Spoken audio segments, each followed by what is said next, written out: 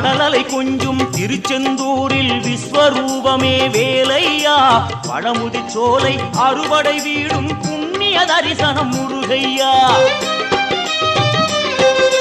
திருநீர் அணிந்து வரும் போது நெஞ்சில் நிம்மதி பிறக்குது கந்தையா சுகனே சிவனார் மகனே உன்னை பாட பாட சுகமாகுதையா வேல் முருகா